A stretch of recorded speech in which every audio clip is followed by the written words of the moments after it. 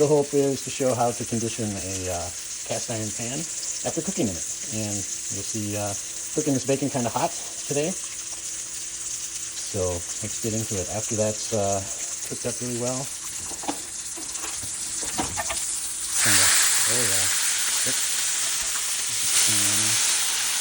Yeah, I might have to make a BLT today. But what I want is that bacon to be nice and crispy. To get it crispy, you end up, some of it sticks to the pan, but you have to clean that off. So we're going to show you how. Now you might be tempted to pour water into a smoking hot pan with grease in it, but that's a really dumb idea because it will splatter everywhere. So let's let it cool just a little bit, but most importantly, we're going to dump some of this grease in.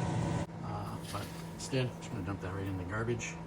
I try not to dump it directly on the side in the bag because that'll melt a hole in it. Get this on here. It's still nice and hot. I'll put the heat back on, medium. Keep it going. And you can see, we got some chunks on there. Here's the first step: getting the grease out. Then put water on it. The water. See all that grease starts spraying up. I like to use a plastic spatula. You can use metal, but that may have an effect of marring the surface. So don't do that. I'm not too concerned about the sides. I'm more concerned about the top, or the pan surface. You can see that we've added no soap. That's a cardinal rule with cast iron. Everybody should know, no soap. Okay, that's looking pretty good actually.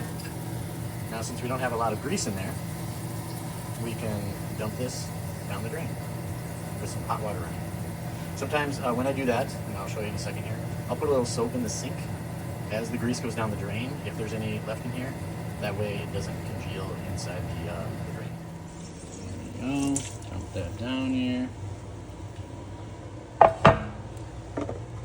Throw a little. Okay, the next step is going to be getting a scraper like this. Some of them come with it. This is from Pampered Chef, but you don't have to have that fancy one. You just scrape off any high spots. You might not get it all with this. Okay, you're just trying to get the high chunks that are on here. Pan has cooled a little bit.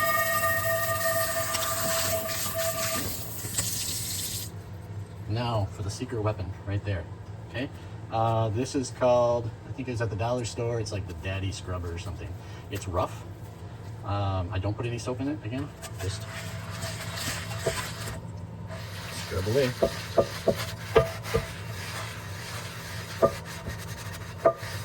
I'm getting all of that loose stuff off, the burnt on bacon.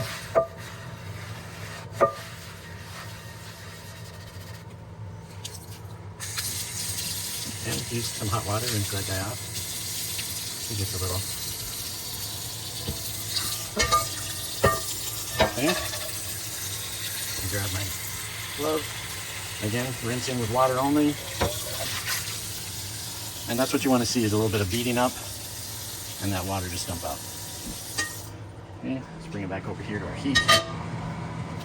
Okay, we're not done yet. We have cleaned, but we haven't completed the process. After cooking our bacon, we dry it off. So, got some more medium heat going. One thing I like to use, you can use almost any oil, but I like avocado oil because it has a higher smoke point. You can see there's 500 degree smoke point. Just spray some of this on. You can see we still have some stuff in here.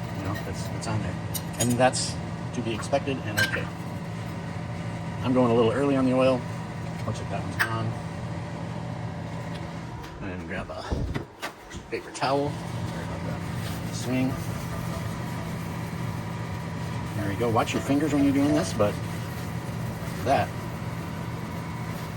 while I wouldn't call that perfect because I do have a few bumps here and there, that's essentially a non-stick pan at this point. I cook eggs on it and they won't stick. I cook scrambled eggs in here, fill the whole thing up, put a little avocado oil and some butter. The key to non-stick in this pan, especially for eggs, is to have a little butter mixed in with the avocado oil, and then also let the eggs sit. You turn it off the heat early and let them sit for 30 seconds to a minute, and that actually releases from the bottom. That's it.